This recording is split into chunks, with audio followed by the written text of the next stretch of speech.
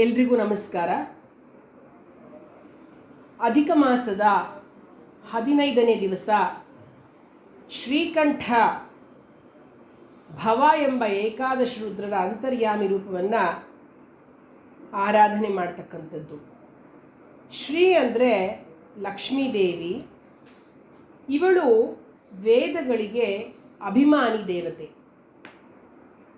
ಲಕ್ಷ್ಮಿಯು ಪರಮಾತ್ಮನ ಕಂಠದಿಂದ ಅಪೌರುಷೇಯವಾಗಿರ್ತಕ್ಕಂತಹ ವೇದಗಳ ಮೂಲಕ ಅಭಿವ್ಯಕ್ತಿಯಾಗ್ತಾಳೆ.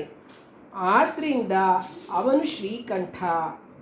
ಅವನು ಕಂಠದಲ್ಲಿ ಧರಿಸಿರ್ತಕ್ಕಂತಹ ವನಮಾಲ ಎಂಬ ಆಭರಣಕ್ಕೂ ಕೂಡ ಶ್ರೀದೇವಿ ಅಭಿಮಾನಿ ಆಗಿರೋದ್ರಿಂದ ಅವನು ಶ್ರೀಕಂಠ ಅಂತ ಕರೀತಾರೆ. ಈ ಶ್ರೀಕಂಠನ ಆರಾಧನೆಯನ್ನು ಮಾಡ್ತಕ್ಕಂಥದ್ದು ಅಧಿಕ ಮಾಸದ 15ನೇ ದಿವಸ. ನಾನು ಪ್ರತಿನಿತ್ಯ ಹೇಳ್ತಾನೆ ಇದ್ದೇನೆ, ಒಂದು ಮಣೆಯ ಮೇಲೆ ತೋರಿಸಿದ ರಂಗೋಲಿಯನ್ನು ಹಾಕಿ ಲಕ್ಷ್ಮೀನಾರಾಯಣರ ವಿಗ್ರಹವನ್ನು ಇಟ್ಟು 2 ತುಪ್ಪದ ದೀಪವನ್ನು ಹಚ್ಚಿ ಪ್ರತಿನಿತ್ಯ ಷೋಡಶೋಪಚಾರ ಪೂಜೆಯನ್ನು ಮಾಡ್ತಕ್ಕಂಥದ್ದು. ಪೂಜೆ ಆದಮೇಲೆ 33 ಆರತಿಯನ್ನು ಎತ್ತಿ 33 ನಮಸ್ಕಾರವನ್ನು ಮಾಡ್ತಕ್ಕಂಥದ್ದು. ಮುತ್ತೈದೆಗೆ ಅವತ್ತು ಪ್ರತಿನಿತ್ಯ ಇಡುವ ಹಾಗೆ ವೀಳ್ಯದೆಲೆ, ಅಡಿಕೆ, ದಕ್ಷಿಣೆ, ತಾಂಬೂಲ, ಹಣ್ಣು, ರವಿಕೆ ಕಣ, ಬಳೆ ಬಿಚ್ಚೋಲೆ, ಬೆಲ್ಲ, ಇದ್ರ ಜೊತೆಗೆ ಸೌತೆಕಾಯಿಯನ್ನು ಇಟ್ಕೊಡ್ತಕ್ಕಂಥದ್ದನ್ನು ಮಾಡಬೇಕು. ಅಂದು ಹುಣ್ಣಿಮೆ ಆದ್ದರಿಂದ ಅಪೂಪದಾನ ಬಹಳ ಶ್ರೇಷ್ಠವಾಗಿರ್ತಕ್ಕಂಥದ್ದು. ಬ್ರಾಹ್ಮಣನಿಗೆ ಅಪೂಪದಾನವನ್ನು ಮಾಡ್ತಕ್ಕಂಥದ್ದು ತುಂಬ ಒಳ್ಳೆಯದು. ಕಂಚಿನ ಪಾತ್ರೆಯಲ್ಲಿ ಅಪೂಪವನ್ನು ಇಟ್ಟು ದಾನ ಕೊಡ್ತಕ್ಕಂಥದ್ದು, ಶ್ರೀಹರಿಗೆ ನೈವೇದ್ಯ ಮಾಡಿ ದಾನವನ್ನು ಕೊಡ್ತಕ್ಕಂಥದ್ದು ಮಾಡೋದರಿಂದ ಭಗವಂತನಿಗೆ ಹೇಗೆ ಅಂತಂದರೆ ಆ ಅಪೂಪಗಳಿರ್ತಕ್ಕಂತಹ ಎಷ್ಟು ರಂಧ್ರಗಳಿವೆಯೋ ಅಷ್ಟು ಸಹಸ್ರ ವರ್ಷ ಸ್ವರ್ಗಲೋಕ ಪ್ರಾಪ್ತಿ ಅಂತ ಪುರಾಣದಲ್ಲಿ ತಿಳಿಸಲಾಗಿದೆ. ಹೀಗಾಗಿ ಅಂದು ಎಷ್ಟು ದಾನವನ್ನು ಮಾಡ್ತೀರೋ ಅಷ್ಟು ತುಂಬ ಒಳ್ಳೆಯ ಫಲ.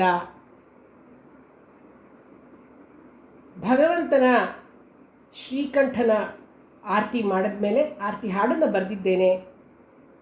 ಅದನ್ನು ಡಾಕ್ಟರ್ ಶಶಿಕಲಾ ಕೃಷ್ಣಮೂರ್ತಿಯವರು ಹಾಡ್ತಾ ಇದ್ದಾರೆ. ಧನ್ಯವಾದಗಳು.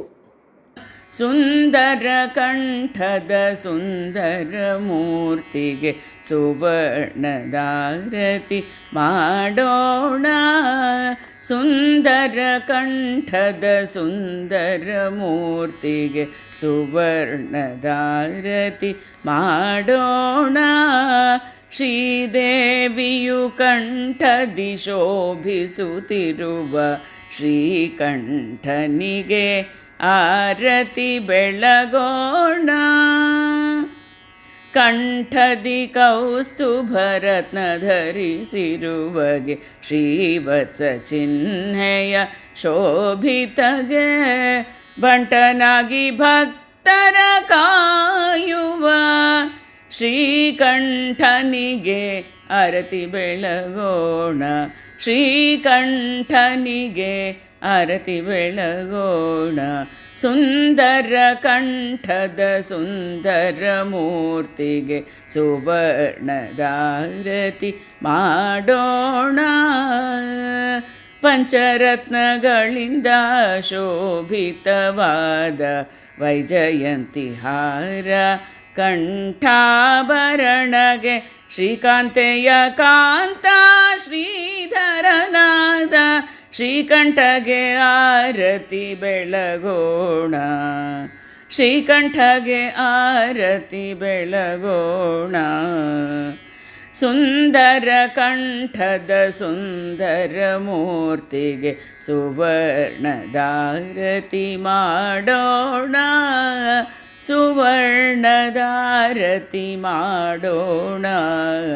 ಸುವರ್ಣದಾರತಿ ಮಾಡೋಣ.